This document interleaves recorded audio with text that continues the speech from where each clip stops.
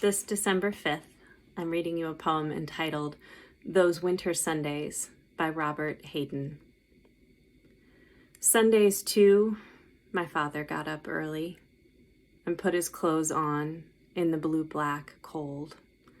Then, with cracked hands that ached from labor in the weekday weather, made banked fires blaze. No one ever thanked him. I'd wake and I'd hear the cold splintering, breaking. When the rooms were warm, he'd call, and slowly I would rise and dress, fearing the chronic angers of that house.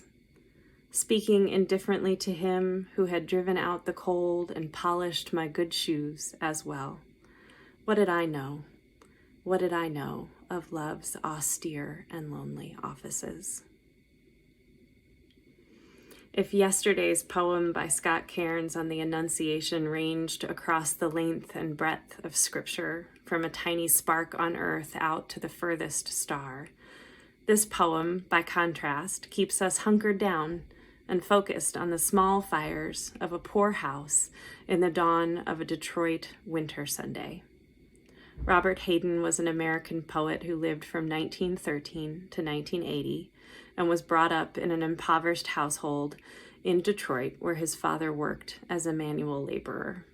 It was not an easy childhood, and the house was filled with the tension of a breaking marriage and the suppressed anger that so often accompanies oppression. It's a beautiful reminder of the way that simple gifts are often overlooked in the people who love us. The idea that someone would rise before we wake and warm our rooms from the biting winter cold. And yet, it was just the air we breathe. It was the normal way to wake on a Sunday morning. And so I love his reflection, looking back and realizing the line, what did I know? What did I know of love's austere and lonely offices? May we reflect on the people who do quiet things, not for recognition, or just never recognized, that are acts of simple love for us this season.